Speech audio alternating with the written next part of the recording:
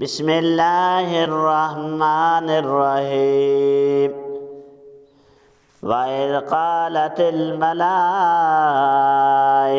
يَا مَرْيَمُ إِنَّ اللَّهَ اصطفاك وطهرك واصطفاك على نساء العالمين يا مريم اقنتي لربك واسجدي واركعي مع الراكعين۔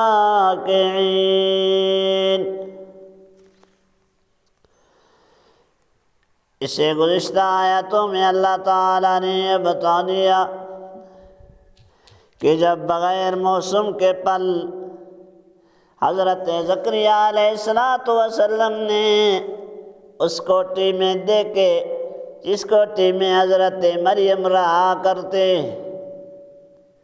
بند کمرے میں، بلند و بالا جگہ میں، بغیر موسم کے پل تازہ موجود، اور وہ میووں سے کھیل رہی تھی اور کھا رہی تھی۔ حضرت زکریا علیہ السلام بوڑھے ہو گئے تھے، بیوی بانجھ ہو گئی، اور کہنے لگا اے مریم یہ کہاں سے آئی؟ فرمایا یہ تو اللہ رب العزت کی جانب سے اللہ رزق دیتا ہے جس کو میرا اللہ چاہتا ہے بغیر حساب کے۔ دست بدعا ہوا، حضرت زکریا علیہ السلام نے اس بڑھاپے میں بغیر موسم اور نا امیدی میں امیدوں کے کرن آئے، فرمایا ربا مجھے اولاد دے، مجھے اولاد دے۔ اولاد دینے والا کون؟ سننے والا کون؟ دیکھنے والا کون؟ او دنیا والوں، سننے والا بھی اللہ، دیکھنے والا بھی اللہ، اولاد دینے والا بھی اللہ، چیننے والا بھی اللہ، بخشنے والا بھی اللہ۔ او میرا اللہ، کون اللہ؟ یہب لمن یشاء اناثا ویہب لمن یشاء الذکور۔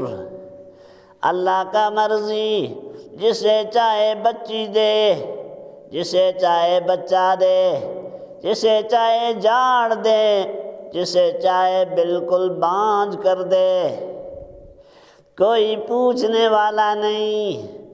ارے انبیاء کو دیکھ، حضرت زکریا نے بھی اولاد مانگا، کس سے؟ حضرت ابراہیم علیہ السلام نے بھی اولاد مانگا، کس سے؟ اللہ سے۔ فرمایا رب ہب لی من الصالحین۔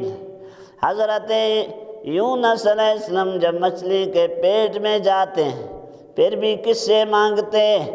مشکل کشا کون؟ حاجت روا کون؟ بگڑی کو بنانے والا کون؟ بگاڑنے والا کون؟ قرآن تجھے بتاتا ہے مشکل کشا اللہ، حاجت روا اللہ، دینے والا اللہ، چیننے والا اللہ، عطا کرنے والا اللہ۔ تبھی تو کہتا ہے مومن لا الہ الا اللہ محمد الرسول اللہ۔ یہ وہ کلمہ ہے، ایمان بنا۔ تبھی تو یونس علیہ السلام نے فرمایا لا الہ الا انت سبحانک انی کنت من الظالمین۔ یا اللہ اور کوئی معبود نہیں مگر تو ہے، میں نے قصور کیا، مجھے معاف فرما۔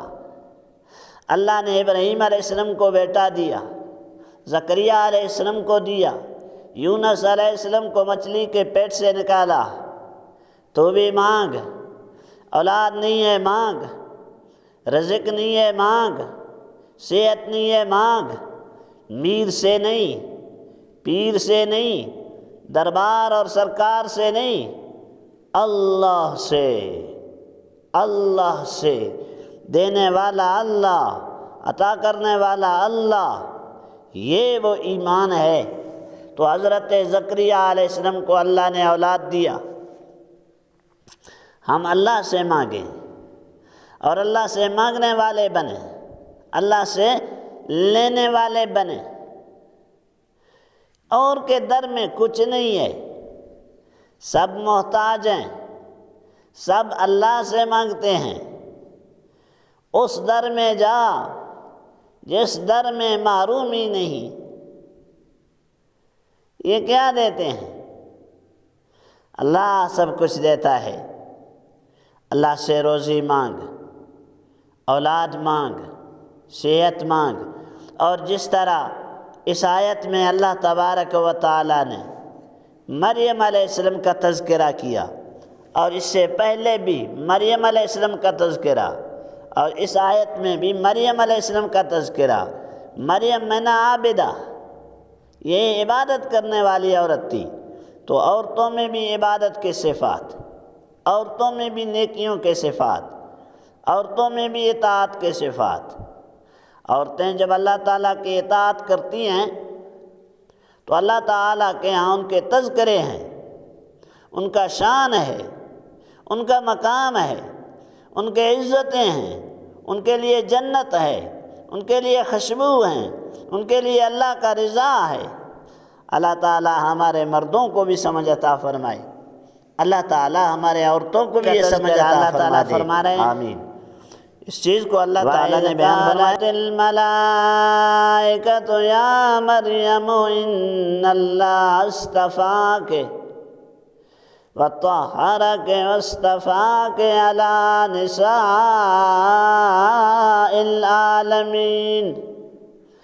جب کہنے لگی فرشتے، یا مریم، اے مریم علیہ السلام، بے شک اللہ نے چنا آپ کو، پاک کیا آپ کو، پسندیدہ بنایا آپ کو جہان والوں کے تمام عورتوں پر۔